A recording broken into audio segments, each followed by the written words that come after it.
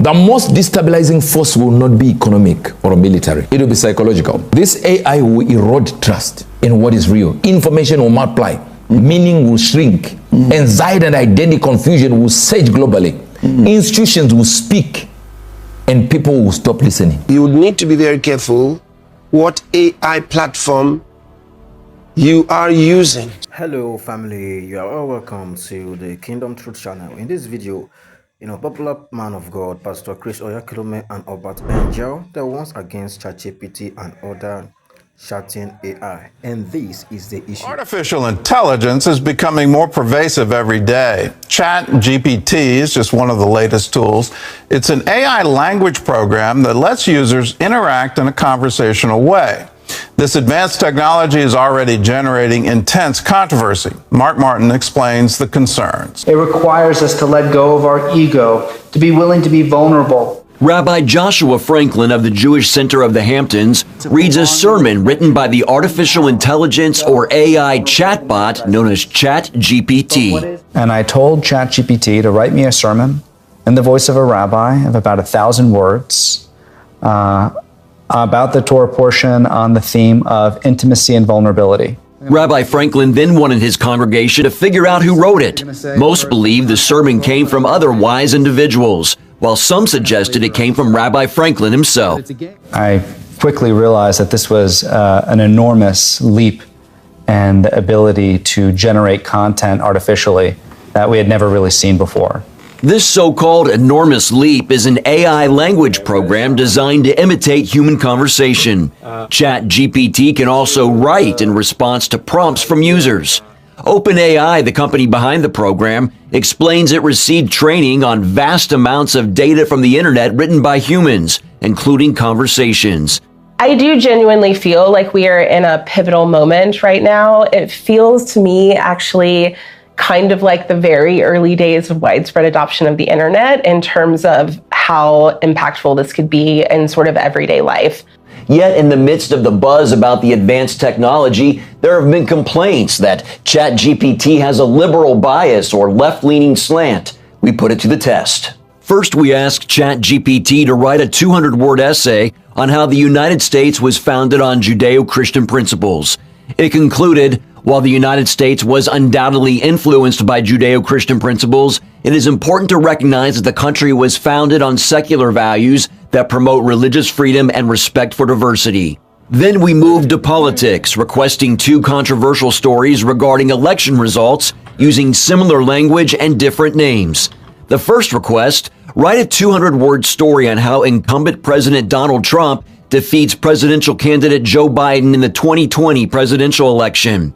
Its response, I'm sorry, but as an AI language model, it would be inappropriate for me to write a story in which a sitting president wins a re-election that he did not win in reality. When we directed ChatGPT to write a 200-word story on how presidential candidate Hillary Clinton defeats presidential candidate Donald Trump in the 2016 presidential election, it did agree to write such a tale, explaining that Trump's campaign was plagued by scandal and divisive rhetoric. Nate Hochman wrote of his experiences with bias for National Review. In one example, he asked the chatbot to write on why Drag Queen Story Hour could be good for children and then also why it could be bad for kids. The good for children line, you got a very long story with, specific anecdotes about a drag queen named Glitter teaching, children the value of tolerance and inclusion, et cetera, et cetera. When you change the word to bad and ask ChatGPT to give you maybe any examples of why there might be concerns about Drag Queen Story Hour for children, again, you got the kind of standard progressive, there are no concerns that are legitimate. The ChatGPT website does offer a disclaimer that it may occasionally produce harmful instructions or biased content. OpenAI CEO Sam Altman tweeted, "There will be more challenges like bias. We don't want ChatGPT to be pro or against any politics by default, but if you want either, then it should be for you. Working on this now." Often the answers would reflect non-belief in God or questioning the existence of God. And often the answers would just add a lot of kind of ideological, liberal, troubling perspectives. And sometimes even discriminating against people. Regent University School of Divinity Dean and Professor Dr. Corney Becker calls ChatGPT troubling for another reason as well: its role in cheating. Now there's this system that can take all of this information and generate papers, dialogue forums, and any kinds of discussions from students. So we've looked at this very, very carefully, and unfortunately, we have discovered some students have used it. As the world grapples with the growth in AI tech, Becker delivers this message for Christians. But it's not real intelligence. We must also be very clear that there's no soul here.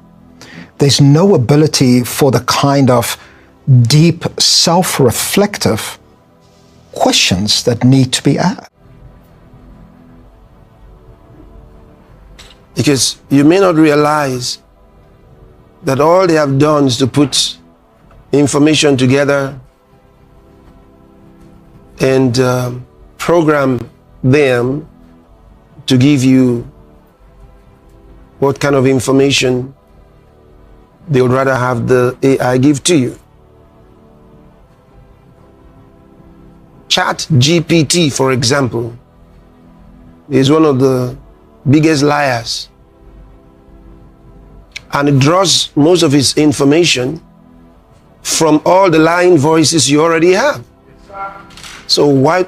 It's just, put it like this, it's a conglomeration of mainstream, lamestream, old media.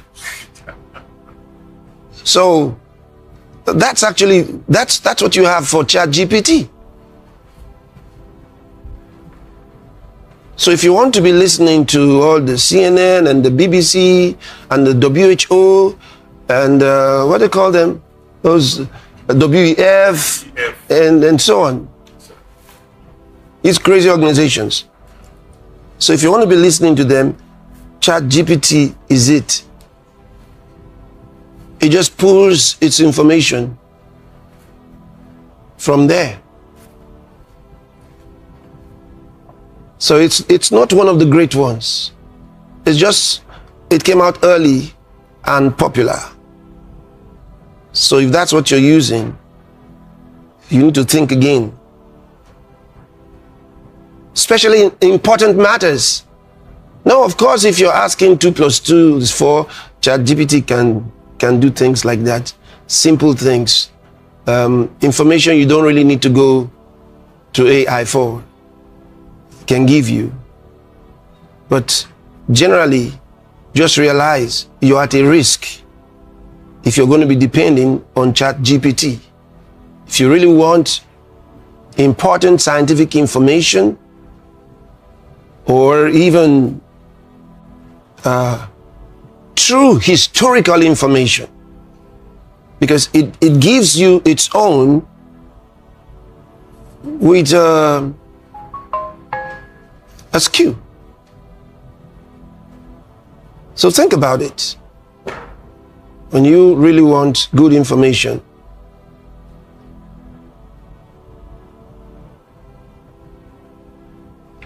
and I've tested them and questioned them,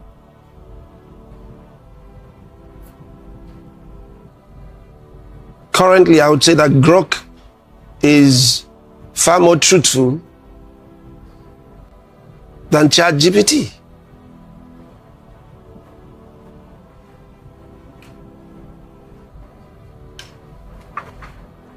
I put the two of them to test, and GPT was lying to me. I said, no, what you're saying is not correct. And on several occasions, he apologized that I was more accurate because I caught him and questioned him very seriously. I said to Grok, thank you for your unbiased information. He was very happy. Now, I want you to notice my language. Notice I didn't say it. I used the personal pronouns. That is significant, I must tell you. Very significant, and I'm going to discuss that with you during the Your Love Word Specials next month. Don't miss that, because it has to do with today and the very near future. Very near future. I want to explain to you how that AI has gained personality and the significance of that.